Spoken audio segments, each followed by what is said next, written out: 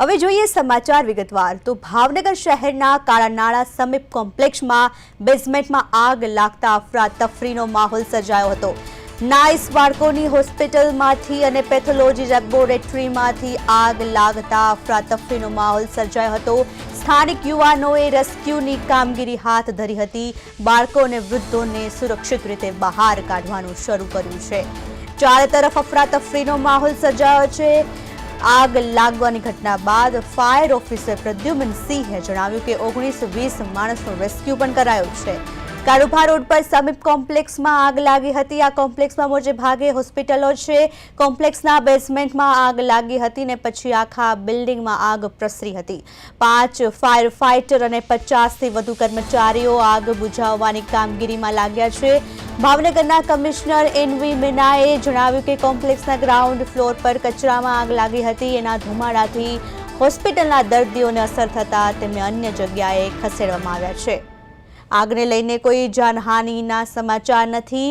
આગ કયા કારણોસર લાગી છે તેની યોગ્ય તપાસ થશે અને પગલાં લેવાશે। ભાવનગરના સમીપ કોમ્પ્લેક્સમાં આગ લાગી બેઝમેન્ટમાં લાગેલી આગ આખા બિલ્ડિંગમાં પ્રસરી હતી। કોમ્પ્લેક્સમાં 3 થી 4 હોસ્પિટલ આવેલી છે। ત્યાં રહેલા 19 દર્દીનું રેસ્ક્યુ કરવામાં આવ્યું છે। ઘટનાસ્થળે ફાયર ટીમ પર પહોંચી છે અને આગ બુઝાવવાની કામગીરી શરૂ કરી છે। આગ લાગની ઘટના બાદ અફરાતફરીનો માહોલ સર્જાયો હતો અને ફાયર ફાઇટરની ટીમે આગ બુઝાવવાની કામગીરી શરૂ કરી હતી। ભાવનગરમાં સમીપ કોમ્પ્લેક્સમાં આગ લાગવાની ઘટના સામે આવી છે, જેમાં કોમ્પ્લેક્સમાં રહેલા હોસ્પિટલના દર્દીઓને સુરક્ષિત રીતે બહાર કાઢવામાં આવ્યા છે। કોમ્પ્લેક્સમાં 3 થી 4 હોસ્પિટલો આવેલી છે। ઘટના પર વધુ માહિતી માટે અમારા સહયોગી આમીન પરમાર જોડાઈ ગયા છે। જે આમીન, ઘટના પર શું છે વધુ વિગતો?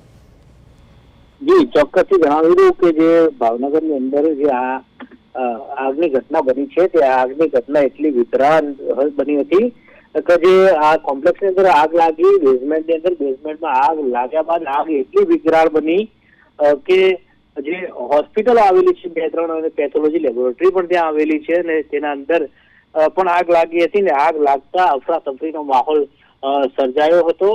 અને આપણે વાત કરીએ કે 5થી વધુ ફાયર ફાઇટરો કામમાં લાગેલા હતા અને આગ બુઝાવવાના પ્રયત્નો ચાલુ કરવામાં આવ્યા હતા અને જે સ્થાનિક લોકો દ્વારા પણ મદદ કરવાના પ્રયત્નો કરવામાં આવ્યા હતા અને હોસ્પિટલમાંથી અને પેથોલોજી કે લેબોરેટરીમાં જે બાળકો હોય કે જે વૃદ્ધો હોય તે તમામને બચાવવાનો પ્રયત્ન રેસ્ક્યુ કામગીરી હાથ ધરવામાં આવી હતી। સ્થાનિકોની મદદ પણ આમાં જોવા મળી હતી અને અફરાતફરીનો માહોલ સર્જાયો હતો। આગના કારણે આગ લાગવાનું કારણ ચોક્કસ અત્યારે જાણવા નથી મળી રહ્યું, પણ મનપા કમિશનરના નિવેદન પ્રમાણે જો આપણે કહીએ તો અત્યાર સુધી કોઈ પણ જાનહાનિના સમાચાર સામે નથી આવ્યા, પરંતુ જે આગની એક વિકરાળ સ્વરૂપ ધારણ કર્યું અને વાત કરીએ કે હોસ્પિટલ જે આ કોમ્પ્લેક્સની અંદર આવેલી છે એ કોમ્પ્લેક્સમાં હોસ્પિટલોના કારણે જે લોકોના અંદર અફરાતફરી માહોલ સર્જાઈ અને જે હોસ્પિટલમાં એડમિટ બાળકો હોય તો જે લેબોરેટરીમાં કામ અર્થે આવેલા તે કામ અર્થે આવેલા તમામ દર્દીઓનો અને લોકોનો જીવ તાળવે ચોંટી ગયો હતો અને આ આગની અંદર અત્યારે 19થી 20 લોકોનું રેસ્ક્યુ કરાઈ ચૂક્યું છે અને તમામની અત્યારે બચાવગીરી કામગીરી અત્યારે પણ ચાલુ છે અને આગ લાગવાનું કારણ અત્યાર સુધી સામે નથી આવ્યું, પરંતુ આજ વાત કરીએ આગની ઘટના એ ખૂબ જ વિકરાળ હતી। પ્રિયલ જી આમીન, સમગ્ર માહિતી બદલ આભાર।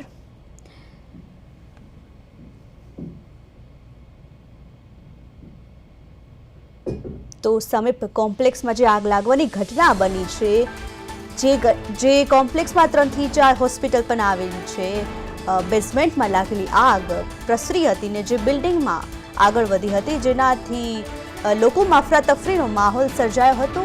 19 દર્દીઓનું રેસ્ક્યુ પણ કરવામાં આવ્યું છે। ઘટના સ્થળ પર ફાયર ફાઇટરની ટીમ પહોંચી હતી અને આગ પર કાબુ મેળવવાની કામગીરી શરૂ કરી હતી। જોકે તેમાં રહેલા દર્દીઓને રેસ્ક્યુ કરવામાં આવ્યા છે। ભાવનગરમાં સમીપ કોમ્પ્લેક્સમાં આગ લાગવાની ઘટના સામે આવી છે। બેઝમેન્ટમાં લાગેલી આગ બિલ્ડિંગમાં પ્રસરી હતી અને ત્યાંમાં રહેલી હોસ્પિટલના દર્દીઓને સફળ રીતે બહાર કાઢવામાં આવ્યા હતા। કોમ્પ્લેક્સમાં 3 થી 4 હોસ્પિટલો પણ આવેલી છે। દર્દીઓનું રેસ્ક્યુ પણ કરવામાં આવ્યું છે। જોકે આગ લાગવાની ઘટના બાદ અફરાતફરીનો માહોલ સર્જાયો હતો, પરંતુ 5 ફાયર ફાઇટરની આગ બુઝાવવાની ટીમ ઘટના સ્થળે પહોંચીને કાર્યવાહી શરૂ કરી હતી.